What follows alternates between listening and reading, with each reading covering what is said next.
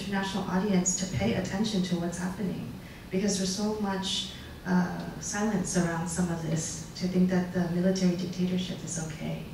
Yeah. So I think we have only time for one more question. Okay, no one's asking, so. You mentioned some of these artists who are actually traveling overseas, more kind of in avant-garde film circles or art circles. But what about the ones who sort of quickly upload and then try to kind of remain anonymous? Because they're the ones who are also getting into trouble, right? Because they're the ones who are actually speaking to Thais in Thailand. Can you say something about them?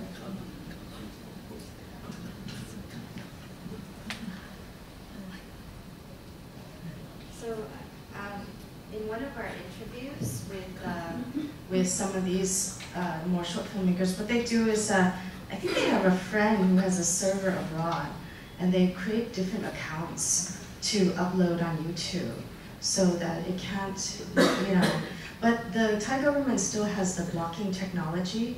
So they have like the screen that comes up, and it used to be like you'd hear Kenny G, and it says like this cannot be shown, this is inappropriate, that kind of thing. So that's some of that stuff still happens, but they cannot like trace it because it's being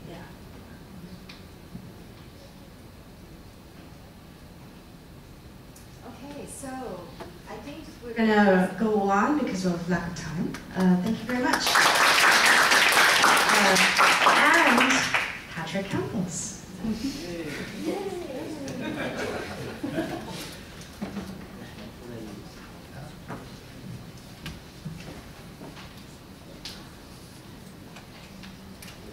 Thank you. I'm glad to make it this morning.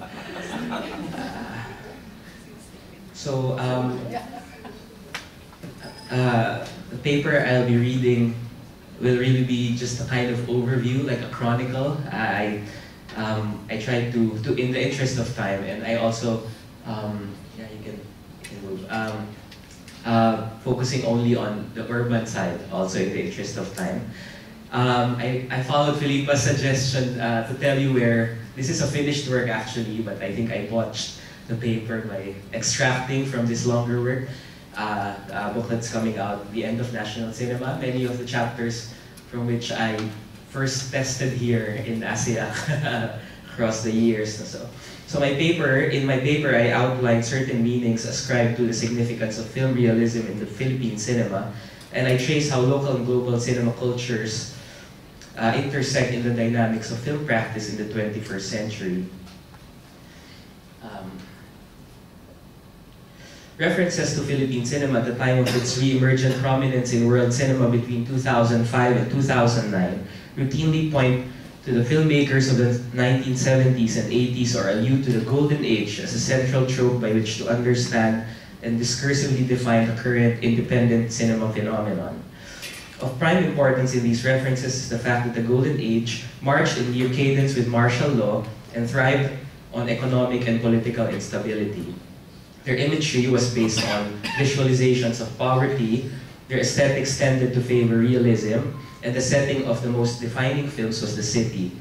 The significance attributed to the aspiration and realization of realism in the films is due to the socio-political context of this period and the critical context in which these films have been evaluated and canonized in film historicizing. Broca's Maynila, or Manila in the Claws of the Light, may be considered as a marker for the beginning of the Golden Age. Compared to previous genre films set in the city, it was radically new. It was released in 1975. Broca privileged a portrayal of the urban milieu and the identification of the slum dweller cinema type as first embodied by the tragic figures of Julio Madiaga and Ligaya Paraiso in Maynila. Broca's realist effect is founded on, number one, his reshaping of two-dimensional generic characters into working-class types whose character motivations are tied up with socio-economic realities. Number two, his adherence to the dramatic and tragic plot formula. Three, his inclination to choose subjects and subject matters that resonate with the way of life of slum dwellers. And four, his electing to shoot on location in the slums and at times to record live sound self-consciously allowing visual and oral interference that are peculiar to the milieu. Filipino and foreign critics alike have noted the significance of Broca's place in the context of world cinema, but more than anything else, it is Broca's location in the socio-political context of Philippines that made him a champion among critics. Moreover, it is the political milieu in the Philippines and the discrepancy between Marcos's humanist, spiritual, and global city of man that highlights the power of Broca's cinema. Broca's urban realism proved to be more than sufficiently attuned not only to the times in the international sense vis-a-vis third cinema, cinema novo, etc., but also to the specificity of place in the national sense, thereby providing for the critical project of Filipino scholars grounding in an ally in film practice. Where Broca struck a balance between documentary visualization of milieu and dramatic characterization. Ishmael Bernal was concerned with subjects as individuals. The people that populate Bernal's Manila and Manila by Night are representatives of, partially but not tragically determined by, and ultimately capable of transcending their milieu if they decide to. Into the 70s and 80s, Broca's and Bernal's realist films would confront the authoritarian state head-on. Bernal's Manila by Night was not permitted to be screened in film festivals. It was heavily edited for theatrical exhibition. The title was changed to remove Manila from the title.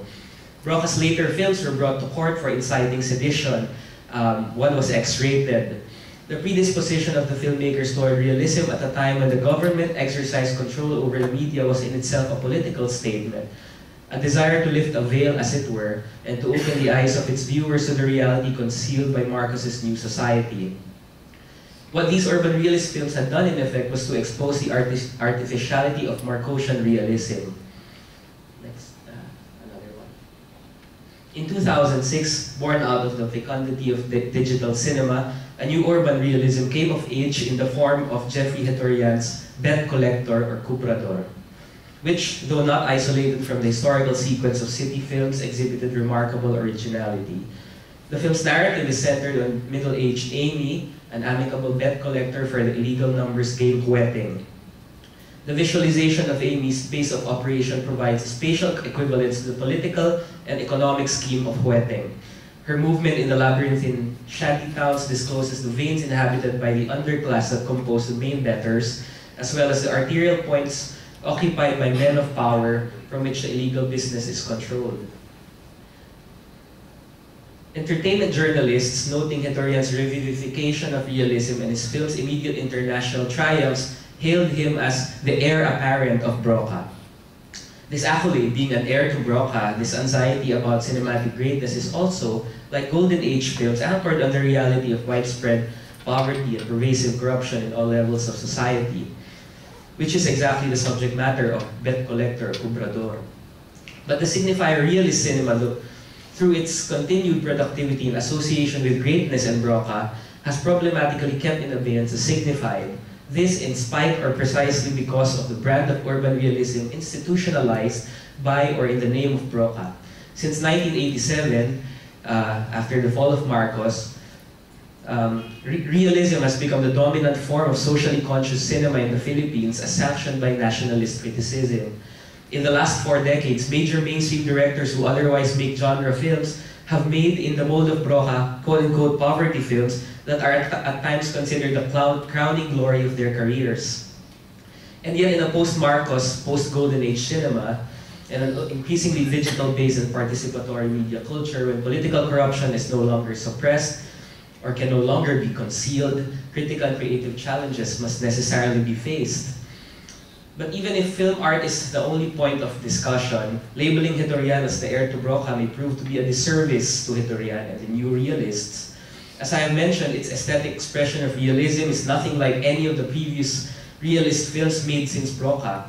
It was, moreover, bold and forthright in naming powers that be, including past presidents Joseph Estrada and Gloria Macapagal Arroyo, and charging them guilty of perpetuating destitution among people like the Bet Collector. Besides being a poverty film, Bet Collector is a progression from Broca and also an heir to Bernal's Manila by Night, which people don't point out, for its resistance to the affect of melodrama, its stylized visual mapping of the maze-like slums and its thematic conflation of these spaces with moral agents. So these are not sad films, actually. Sad in the melodramatic sense. Furthermore, Cubrador may be productively understood in the context of local film culture of the 90s, alongside the later cinema of Mario O'Hara, who's here in the image. And it's Mario O'Hara, who was a key figure in the Golden Age, a collaborator of Broca, and later a reinventor of urban realism along with the younger filmmakers. A subplot of Bet Collector, which follows the spectral presence of Amy's dead son, a former soldier, breaks into reality and occupies the central narrative space in the conclusion of the film. This element in Hitorian's realism resonates with O'Hara's mounting of auspicious moments in otherwise bleak realities, as best exemplified in the film Woman of the Breakwater, 2005. In O'Hara's film, the sea, known firsthand by the denizens of Manila Bay to be filthy, nevertheless remains a marvelous testament that there is life larger than death. In their later films, both Hitorian and O'Hara have tended to exhibit magic realism that depicts vitality amidst everyday deaths, and with it, an implicit trust in the dimension of reality that on face value is not contingent on material progress or decay. This magic realist inflection is absent from, and perhaps anathema to, Broca and Bernal. Both Bet Collector and Woman of the Breakwater are descended from the pito-pito, or ultra-low-budget filmmaking practice of the 1990s.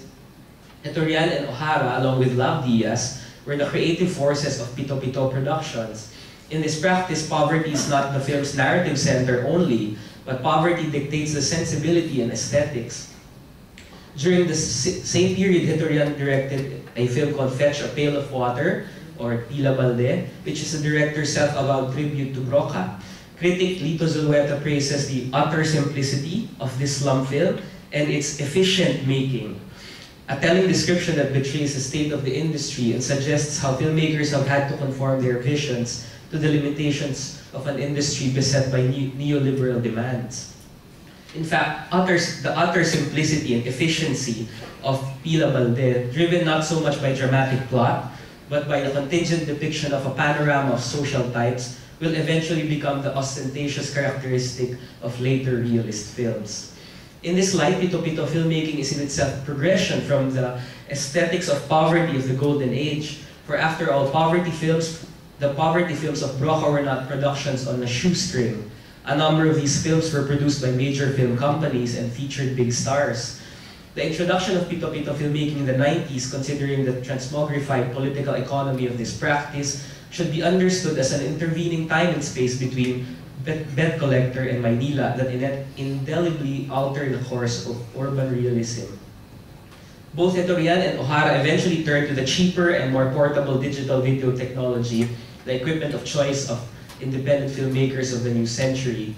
In the Philippine context, exploitative pito-pito filmmaking, which remained dependent on the multi-million peso investment of commercial producers, proved only to be transitory. Maverick filmmakers who got their break from doing pito-pito films, including Lav Diaz, saw the adaptability of the production process and the promise of new digital technology. In this context, we can see how Hitorian's self-reflexive style has not departed but instead evolved from pito-pito, with which he began. The continuity in Hitorian's style is also the result of his constant collaboration with screenwriter Armando Binglao. Lau became the creative consultant of many indie productions from 2005 to 2010, pushing the envelope of scripting found stories whose aesthetic, economic tendencies were certainly more connected to the simple and efficient pito-pito production of the 90s than to Broca's Golden Age realist films. The formation of Danish, next slide please, Dogme 95 is a crucial juncture in global cinema that exactly paralleled pito-pito productions in local film culture. The movement's stylistic propensity, reliance on changing technology, and interrogation of realism have no doubt influenced Philippine indie cinema as it had influenced other independent cinemas worldwide. The dogma pronouncements were not appropriated wholesale, however, but the influence is unmistakable. Between 1998 and 2003, manifestos were drafted like the ones made by the dogma movement. And the early film festivals were patterned after these manifestos, leading up to Cinemalaya in 2005. While the dogma films were by no means always cheaply made, and may be considered only as arguably realist, dogma-influenced cinema has been described as neo-Bazanian realism, DVD realism, and low-budget filmmaking. What is clear looking at dogma practice is that it is impossible to revert to the purity of, say, the aesthetics of Italian neorealism, the politics of novel vague modernism, or closer to home, the aesthetics and politics of Proca. These aesthetics and politics were potent only as new cinemas because their radical edges were wielded precisely by their novelty. It is the impossibility of resuscitating and resurrecting the newness of these cinemas that the playful and pastiche-like quality of dogma documents and appropriations in local film culture expose. Dogma filmmakers offered a new code of realism, self-aware, hybrid, and an alternative to the glossy continuity cinema and cultural elitism of auteur films. The filmmakers' self-imposed restrictions favored found as opposed to artificial and superficial narratives or narrative formulas. This meant subjecting the filmmaking process to logistical accidents and shooting on location, favoring and valuing space-time continuum in the here and now through handheld long-take shots. The irreverence of the dogma movement stood as a rallying point for anti-mainstream sentiment in the Philippines in the late 1990s up to the early 2000s. Hence, the symbolic potency, not just the techniques and style of the Decalogue and the Manifesto, was adopted by Filipino filmmakers who wanted to declare independence from the strictures of local mainstream form and economy. The dogma movement's found aesthetics and rough-and-tumble style, moreover, proved suitable to the economic conditions of Philippine filmmaking. That is, the political economy of film production, the audiovisual economy of independent cinema, and the economic mire constantly represented on screen. While Bing Lao has not explicitly claimed, to my knowledge, that dogma directly influenced his notion of found stories, it is not far-fetched to make the connection. It is this historical intersection that New Philippine urban realism by way of Lao may be appreciated in a more global sense. And where they diverge, Lao insisting on the primacy of realism, while dogma insisting on conscious anti-realism, is one of the crucial distinguishing characteristics of Philippine film realism. All of these have come in between Bet Collector and Maynila, which are now tenuously connected. Shortly after, next slide please. Shortly after the release of Bet Collector, two films by Brillante Mendoza display the same salient characteristics of the realist effects employed by Hitorian and confirm the arrival of new realist aesthetics in the Philippines. So these are Foster Child, discussed by Jasmine yesterday, and Slingshot or Tirador. Through the production and local reception of Mendoza's films, the forging of discursive continuity becomes immediately apparent. Observers trying to evaluate Mendoza's productivity, narrative preoccupation, critical international recognition have continued to invoke Broca's name as shorthand explanation to the importance of Mendoza's new cinema. More important, Bing Lao, Hitorian's longtime collaborator, either wrote or creatively supervised Mendoza's films, as well as the realist films of a good number of directors during the latter half of the 2000s. Two of the most apparent and distinguishing characteristics of new urban realist films are, first, their emphasis on milieu as primary locus of narrative knowledge, and two, their appropriation of real-time narration. The profound stress on milieu in this realism has come to mean that instead of the conventional choices between character-driven and plot-driven film narratives, a setting-driven audiovisual narrative is not only possible, but also preferable for Philippine cinema. Lau says this himself. The salient factors here are spectacle and artifice, and how both, while cinematically indispensable, are regulated in any given work whose aim is realism. In the first 2 years of the flowering of new urban realism, the self-consciousness of Hitorian and Mendoza signified the border crossing of skill, style, tradition, and ambition to infuse new subject matters within old and inherited film manners. An observable shift that's right. An observable shift in Philippine film culture as new realism was firming up formally is the heightening of self-consciousness, first of independent filmmakers who are film-educated and exposed to world cinema and their mode of address, and second, the protagonists and diegetic worlds that they tend to conceive, and third, their presumed viewers. It is important to point out that this shift in tendency and pointed to the growing number of self-conscious films in the latter half of the 2000s, because indie filmmakers have generally relinquished the ritual function of formulaic films, which are up to this day preferred by and accessible to the mass audience. The gradual development and eventual preponderance of self-consciousness in indie film practice is an inevitable effect of the democratization of filming technology, the expansion of film education in the Philippines, and the ever-multiplying channels for disseminating films. It is not hard to imagine how viewers who could easily shift into being filmmakers, who have continually been exposed to various kinds of films, including the tradition of Philippine film realism, naturally turn to self-conscious modes of film practice. I should list down a number of these films, but I won't anymore. Also. And as early as 2009, interestingly, so just 3 years after Cobrador or Bet Collector, Francis Pasion's Jay was already parodying the new realist aesthetics. Many of its sequences contrive metafilmic deja vu, showing us images we have already seen in Bet Collector, Tirador, Kinatay, Jim Libiran's Tribu, Pepe Diokno's Encuentro, to name only just a few well-known examples. This parodic sequence alerts the knowing viewers of local indie films that certain techniques have now become generic enough to be a source of laughs. Relative to Tribu and Encuentro, Mendoza's Kinatay appears to be the least self-conscious of these films about violence. Indeed, a testament to the artistry of Mendoza is the degree to which he has concealed the self-consciousness of his realist films. However, tracing the development of new urban realist aesthetics, it is detectable that Mendoza's films are perfectly wrought codifications of a self-conscious mode of realist filmmaking, which Tribu and Encuentro have only fumbled with. In this way, the second half of the decade of 2000s may be considered as a period of tuition and experimentation with this mode of realism for several filmmakers, including Mendoza himself, who didn't start out making films like this. Mendoza's Kinatay represents this mode's generic maturity and authorial achievement, while Jay heralds this mode's early old age and conventionalization. Everything unravels when Mendoza, after winning in Cannes, arrives in the Philippines and is given 1 million pesos by the Philippine government. And when President Arroyo, object of critique of Bet Collector and many realist films of the period, compares the morality of her regime with the morality of Kinatay. Thank you.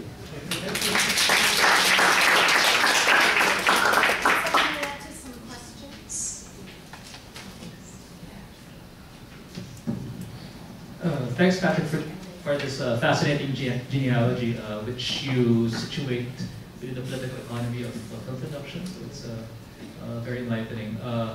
I actually was interested because I was interested in your category of new urban realism, and I was actually interested in how you would situate like this early work of Jeturian, like Tuhog is what comes to mind, because it's metafictional, self-reflexive. So I'm actually interested in how because you seem to hint at how metafictional film is in the Philippines in the contemporary period is actually subsumed under this larger category of new urban realism, when usually it's seen as something that's opposed to social realism. Thank you for pointing that out. I actually don't subsume this idea of metafictional films, but what I tried to show, and maybe I wasn't able to show it in this excerpt that I got, is that how they were concurrently becoming more important in the way filmmakers were making films. So a good number of these filmmakers were making metafictional films, and a good number were making realist films. And eventually we will see how both of these things will converge. And that is why I think the later works of Mendoza and Hitorian are metafictional in the sense that we sense where it came from, right? When Hitorian made Tuhog in the early 2000s, they weren't making these realist films yet. So I locate the emergence of this new realism in 2006 only. But I note already how these are the same people working within a specific kind of mode of production, which is Pito-Pito, still a multi-million peso kind of production, then segueing into new realism, which in 2006 was really just mind-blowing because it was so new. So that's what I tried to do, just to show you that these traits that eventually converge with new realism. Hi, Patrick. Thank you for once again being a good source of information for my own research. I was wondering, because it's obviously like you put so much emphasis on the grounds that Cobrador has broken when it came out. But I was wondering what you thought about the film that came before that, which is The Blossoming of Maximo Oliveros, which is also considered, which I would consider, like, maybe, I don't know if you agree with me, like, maybe the more groundbreaking one, in terms of the use of the digital and the use of the slum space in these new urban films. I'm not going to call Maximo an urban realist film, but why do you, I mean, how do you distinguish the importance or significance of Maximo and Cobrador in the independent scene? Thank you. I actually, last night I was thinking about why I haven't written much about Maximo Oliveros. You're correct, this is an important film. It was released in 2005, and Cobrador was released in 2006. Maximo Oliveros, for those who don't know, is a sort of coming-of-age film about a gay boy who loves a policeman who turns out to be, etc. So, I put importance on Cobrador only because this is like a starting point of what eventually will become a very familiar form. I don't think Maximo Oliveros became conventional in any important sense. It's like a singular film that we remember from that period, right? Whereas Cobrador becomes this model of many other films. And when I say many, I'm really talking about a lot of films. So I find Cobrador to be important precisely because prior to this, there was nothing else like that. Right? And so it's just important to say that there was someone who did it first and who did it so well. And we can compare the other forms that try to copy and even better it in many. I would say, just please don't get me wrong, I think Brilliante Mendoza is the best practitioner of this form. But his achievements come quite later, right? And Hitorian was doing it without any model from the beginning. So I find that very interesting and fascinating. Maximo Oliveros, in a way, is like a film we can show to anyone, and like it will not be a question of like style or form, right? It will be a question of like representation and marginalized characters or figures that are not usually shown in film but suddenly becomes part of cinema. Whereas Cobrador has that style and form that becomes very important in Philippine cinema. And of course, the most recent example would be Marosa, which has again won for the Philippines acclaim of winning in Cannes for Jacqueline José's performance. So it's just nice to point out where it all began. Just to say that there was a moment when someone first did it. It's just the point. Any more? One last question, or I encourage you, if there's not, then oh. So, yeah. My question is just, when is your book coming out? And it's always very difficult to get books that are published in the Philippines outside. So we hope you will tell us. Yeah. If you email me, I'll ship it to you. No, it's coming out. Well, the press said between September and November this year, so it's really almost there. I really had second thoughts about self-promoting, but I thought, I encourage everybody to give your card or your email to Patrick so that he can get his publisher to mail it to us all. And I just want to point out, as I've said, that a lot of these papers were first presented in ASEAC, in all these. So it's great to be talking about it here now. Okay. Yeah, so really looking forward to your book, Patrick. And I was just wondering if you had any thoughts on Mario O'Hara's work, because oftentimes we talk about realism in the 70s, it's usually Roca and Bernal, but then Mario O'Hara seems to have a really consistent body of work. And you have 1 minute to answer that question. And including his screenplays. Thank you for pointing that out. Really, if you've noticed in my paper, one of the problems really is just is that this inordinate emphasis on Broca cinema. Again, Broca is a brilliant filmmaker, and these films are really important in the history of Philippine film history. But emphasizing Broca's work over many other filmmakers' works during the period is really problematic, I think. And again, it becomes a source of like validation for all these Broca-like films. And I really wanted to point out that Mario O'Hara is just as important. In fact, probably more important in the sense that he continued up to the 2000s and he practically reinvented everything. He was like with the Golden Age filmmakers and then with the younger filmmakers.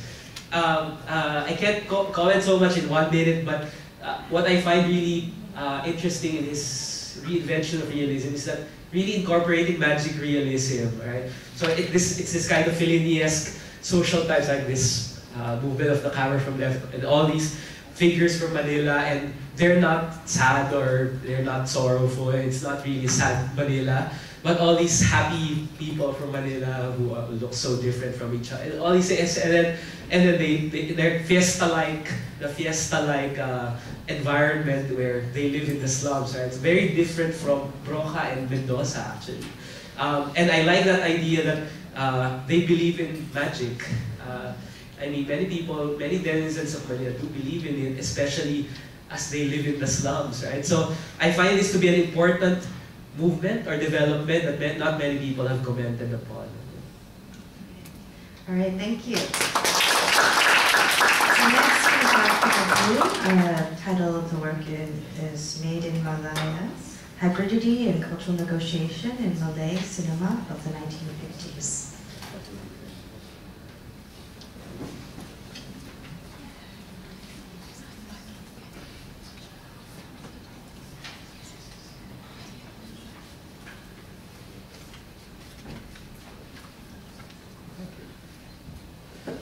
Thanks again, thanks to the organizers, and thanks for being here.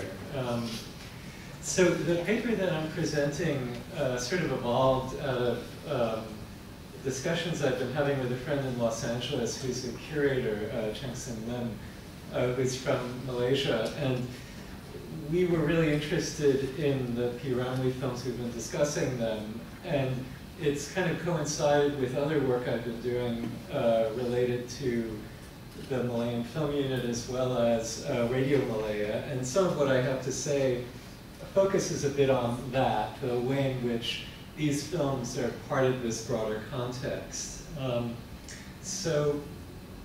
The cycle of melodramas produced by the Shaw Brothers and Cathay Karras starting in the 1950s has been examined as an index of an emerging national context for popular cinema in the late colonial and early independent Malaya. An extensive critical literature has examined their significance, most often with reference to the advent of and an ongoing recuperation of P. Ramlee as a popular symbol. In my discussion here, I refer to a specific example of popular song from a well-known film featuring Ramlee as lead actor, composer, and film director. And my interest here, or focus, is to think about his role within a South Asian Indian network of filmmaking in particular, as an attempt to specify regional cosmopolitan entertainment network.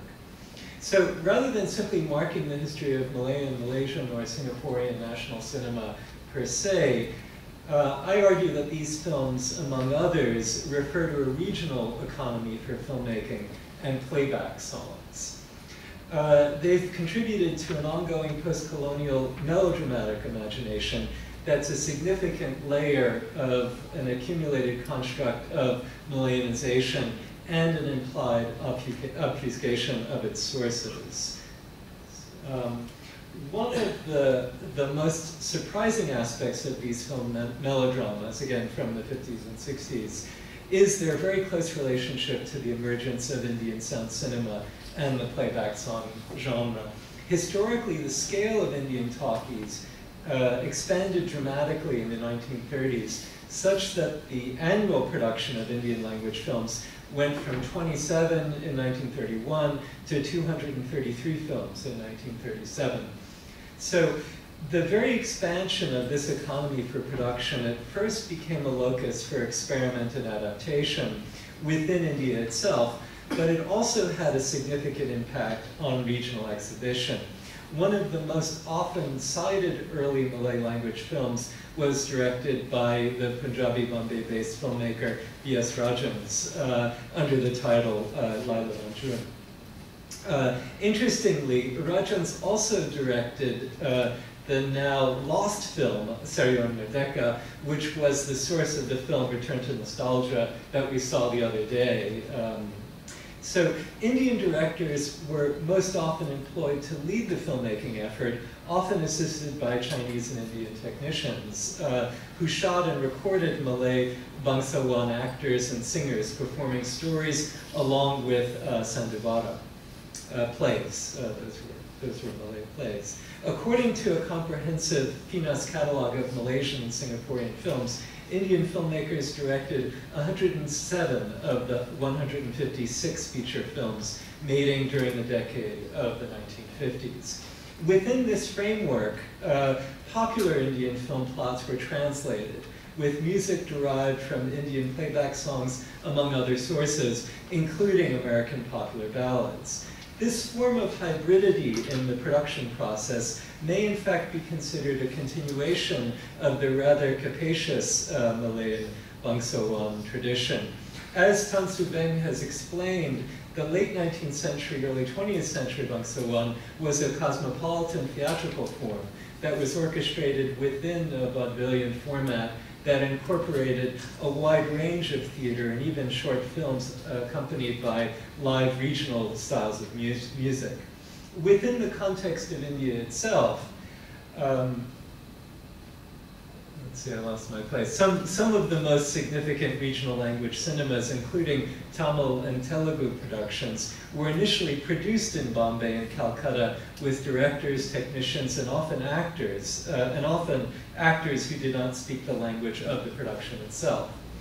So not only are the presumed linguistic and ethnic boundaries between the various early cinema cultures of India more porous and contested than adequately recognized, but the refinement and expansion of Indian sound film production became a marked mode of production by the early 1940s. It may even be said that Indian musicals were more distinctive than British film of the era because it adapted so many of the Hollywood conventions of continuity with great ingenuity. These Indian films function as a fundamental source for guild-like processes of segmentation and adaptation that became aligned with regional independence era nationalist sensibilities, particularly among savvy producers like Run Shaw, Lokwanto of Cathay, and Hoak Lok of Keris. The Singapore-based film producers of the era were part of an intersecting regional community of Straits Chinese producers and distributors in search of new markets. The interest in adapting talking pictures for Malayan audiences during the post-war era was not only a means of adapting to the shifting politics of Malayanization, but an interest in expanding their distribution networks to Indonesia. It was the well-trained and experienced Indian filmmakers, however, who greatly contributed to establishing a reliable system of film production, particularly the well-known Calcutta-based director Fani Majumdar. He was instrumental in establishing a system of production at Shaw's Malayan Film Production Studios in Singapore when he was invited to direct Hang Tuah in 1956, among other films in the years to follow. The blurred boundaries for Indian regional cinema is critical for understanding why so many of the early filmmakers that were recruited by Shaw and Cathay Keris were Indian nationals from Bombay and Calcutta, but also Madras, given the advent and popularity of Tamil language cinema and playback songs. Oops, sorry, got ahead of myself. The emergent context became associated with post-war nationalist politics for which the linguistic vernacularization of cinema was an important staging ground for popular forms of national mobilization efforts. political priorities and constructions of collective affect came to be aligned with an emerging market economy. The Shaw Brothers production company, first established in Singapore as early as 1938, whose business interests were partially confiscated during the Japanese occupation, also loaned equipment and supported the establishment of the Malayan Film Unit in the immediate aftermath of the Japanese surrender in 1945. The close relations between film production houses with the Malayan Film Unit and Radio Malaya remains an important feature of their intertwined mutual interests within the late colonial, early independent state, notwithstanding the reputed competition between Shaw and Cathay. For the remainder of the discussion here, I'd like to focus on how song, in many of these popular melodramas, became a significant source for the politics of ethnic identity that were directly related or linked to the expansion of playback songs as a melodic site of mobilization and refrain. With the advent of shortwave and wired radio before the advent of the transistor in the 1960s, a Tamil and Hindi film song radio program played weekly on Singapore Radio Blue Network by 1950, as well as Radio Malaya. More generally, All India Radio, whose weekly schedule was intermittently printed in Radio Malaya News, made the culture for popular playback songs more widely accessible for those who did not possess a record player, and served as a vehicle for others in search of the newest gramophone discs.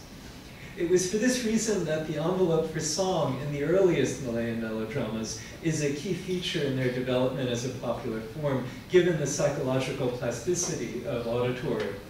Just as there's a complex relationship between film songs and the visual iconography of cinema, the resulting emotional realism enables an ineffable affective register. It might also be said that the musical patterning is often called upon to invest the plot with some of the inexorability and necessity that was once derived from the substratum of myth. The technology of sound cinema was established by the early 1930s in Bombay and Calcutta, largely because of their role as colonial nodal points of technical and administrative infrastructure. Other sites, such as Tamil majority Madras, that is present-day Chennai in South India, were quick to follow, particularly in the aftermath of the Second World War. Recruited within the context of the burgeoning Malayan rubber economy of the 20s, the South Indian Tamil migration became a significant audience for the circulation of Tamil language Indian media. In fact, it was the modernity of recorded audio by radio that circulated widely during the period for which the British-led anti-communist insurgency from 48 to 60, known as the Malayan Emergency, served as conduit for its circulation. More generally, Indian playback songs were listed as part of the weekly radio programming schedule. At first, they played on All India Radio, but then Film Song Playback Hour was incorporated into a wide array of programming. In India, there were significant debates about the status of film playback songs, given their novelty and popularity. Debates about their status as a lowbrow form of musical entertainment led to a discussion of whether playback songs should be played at all on the radio. But given their popularity, as Amanda Weidman has explained, the attempt to censor these songs led to a popular tuning out from All India Radio and tuning into other regional networks during the 50s. Debates about the merits and qualities of playback music point to the production context for several of the films that were produced by the Shaw Brothers and featured P. Romley. In Penarik Becha, for example, that premiered in 1955 and was advertised as the first film directed by Romley, we can see that it served as a vehicle for song and dance sequences very much within an Indian film genre idiom. The question of Romley's role as a director, given that he was the star of the film, might actually point to the enhanced role of the cosmopolitan production team, but also the publicity value of Romley as the native Malayan director, whose popular recognition drew on many of of this, some of the same characteristics of Raj Kapoor and Bimal Roy in Hindustani cinema. After having served as an extra playback singer and leading figure, appearing in a number of other films prior to Panarakbeka, the featured song Aziza remains one of its enduring legacies. Written prior to the making of the film, and as a fabled source of his discovery, the song may be said to be both diegetically inside the narrative and extra-diegetically outside the film. As William Vanderhyde has explained, the song itself might also be understood within the terms of the exploitation musical because of its invitation to enter into the melodramatic staging of his private life, partially modeled on Hollywood star narratives, as Jonathan Driscoll has talked about the other day. Nonetheless, the song is clearly positioned within the terms of playback, particularly given its stylized context that becomes synonymous with Ramlee's emerging persona as popular songwriter and singer. As a love song that points to the role of the unattainable woman, it's addressed diegetically as an expression of his love for Aziza, who is promised in the context of the film to be married by her authoritarian father to Ghazali, the conniving American car-driving criminal. In this film song sequence, the mystical landscape of Elsewhere facilitates a transition in the final segment of the film that establishes an expectation of romantic closure. So I just want to show you a short clip from this sequence. It's really just the first stanza.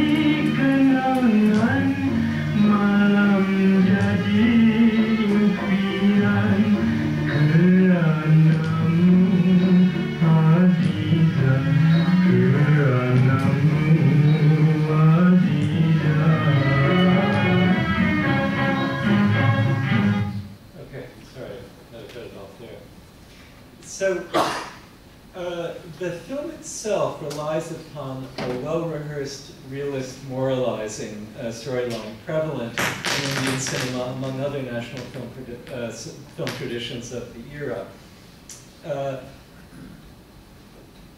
Yeah, the question here is how the genre serves as a source for the song and dance sequences that feature Ramlee, such as the melodramatic context of political transformation that reinforces an emerging context for popular song.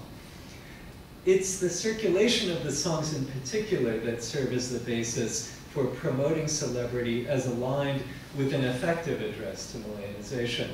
The double life of songs, as the ethnomusicologist Anna Morkimus suggested, always has a particular resonance given its historical time and context. It's from this perspective that the expansion of the musical film format was part commercial vehicle, but also carried with it an unwieldy relationship to the popular. In spite of the widely noted domination of Malay figures on screen in these films, their theatrical attributes as performers also served as a source of hope among Malay, Chinese, and Indian constituencies beyond a controlling political interest in racialized identity and formation. The striving, then, towards a multi-ethnic model of inclusiveness became a conceit of popular musical entertainment that also gave expression to dissent and the quality of coerced acquiescence to the normative hegemony of the British-led counterinsurgency shrouded in the cloak of independence. Thank you. A couple of sources that you can write down quickly. You can leave that up if you, oh. Yeah. Okay. Yeah, a couple of pages. So I encourage any of you to come up and maybe ask Peter for a copy of his paper if he's willing to share. But let's open it up to some questions.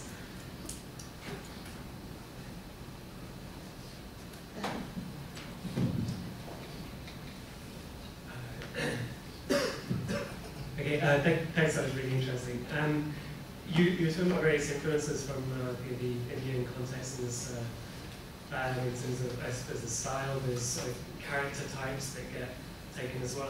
Nyingma talks about the marginal character and the Devdas character as being sort of archetypal types that work their way into this cinema. But I was wondering about performance. This is something I've thought about with P. Ramlee, is performance just seems to be so important to his appeal and what he's all about, and these films. So I was just wondering if you have any thoughts on that, and whether there are any influences, Indian sort of influences in terms of performance, because a lot of the performers are coming from theatrical, like Dainsor and Sanawara, which you mentioned, but he doesn't have that whole kind of theatrical history to, when he comes into the cinema, so he represents something different perhaps in terms of performance. So yeah, I was wondering if you have any thoughts on that.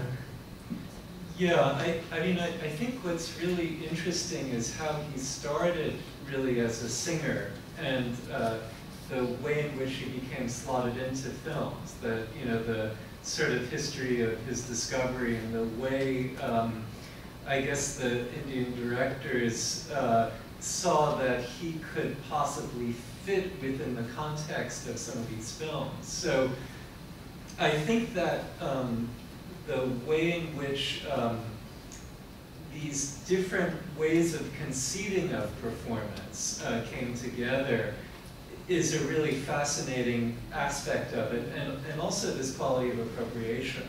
The way in which the sort of cinematic style becomes open to this nature of appropriation. What I'm most interested in is not so much intentionality of performance, but also the appropriation by audiences, and why these films became popular, and the extent to which the staging opened up this possibility for a kind of acclaim and a way of constituting a popular space for it that also existed outside of it as well, with kind of popular live performance. But thanks.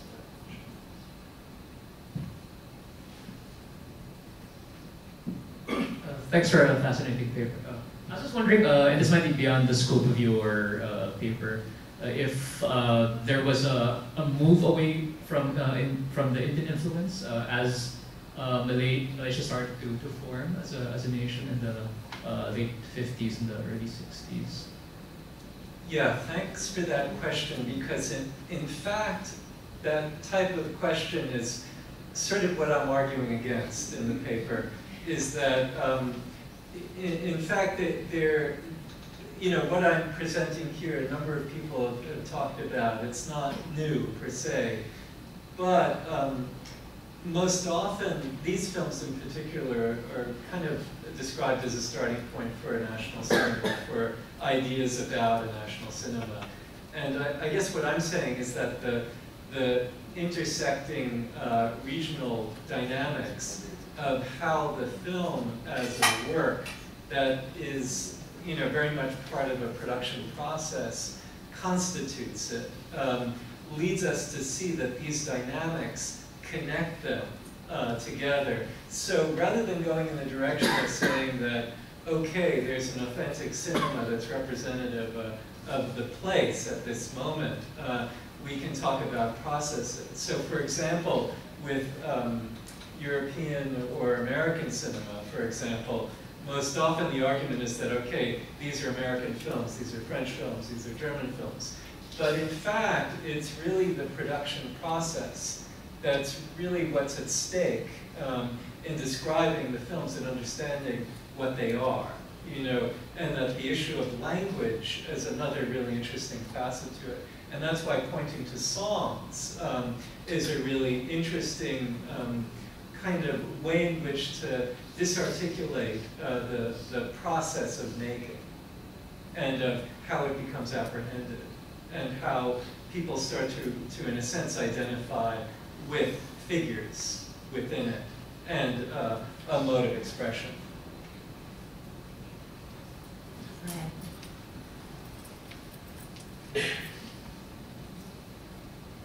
Thank you for a very enlightening paper. Just following up on that, is the kind of next step to that argument of arguing against the origin point by uncovering the regional heritage and regional processes at play, you know, the kind of network of Shaw brothers then kind of importing or in contact with Indian cinema directors, then bringing in Malay talent as a kind of regional process rather than just kind of the national origin story of multi-ethnic Malaya, then how would a kind of next step of that argument be then a reassessment of the reception of these films, right? In that there's these regional processes that are at stake in defining the production, but the nationality of films is also defined often by their reception, right? And the places of consumption and this in the time, you know, being the kind of thematic of this conference, the venues in which they're consumed collectively. How would that then either be a counterpoint to the argument you're making, or allow you to kind of maybe push your argument even more forward and kind of expand it along those lines? Yeah, I mean, you're right that the idea of reception is what I'm aiming at, but what I'm saying is that song in particular, particularly the way in which the film, these types of films, these melodramas, these particular types of melodramas, actually are creating an envelope for song that has this popular dimension to it because of its interrelationship to this media economy of the era, including radio. And that's one of the things that I'm insisting on, is that the fact that we don't look at the film in isolation, but in terms of these various contexts for reception. Now, the issue of what reception is a problematic question in a lot of different ways, because you have to study it in sort of you know, more defined ways. But I mean, I think what I'm trying to do here, what I'm trying to explain, is how, in fact, the projection of the work also defines conditions for reception. So, such as the gramophone and the production of a kind of refrain or soundtrack or playback, yeah, as part of the venue of the consumption of that film, but a piece of it, the audio component. Yeah, so spaces perhaps, or particular kinds of home or institutional contexts can define it, but then what we can make of that is sort of open to a lot of different ways of thinking and methodological approaches. But I guess the little I've tried to do here was to just show how, in fact, auditory, again, like a number of people have pointed to, becomes a different way of enabling a relationship not only to the filmed image, but also to the abstraction and the qualities of abstraction that go along with listening. Thank you. Let's give a round of applause.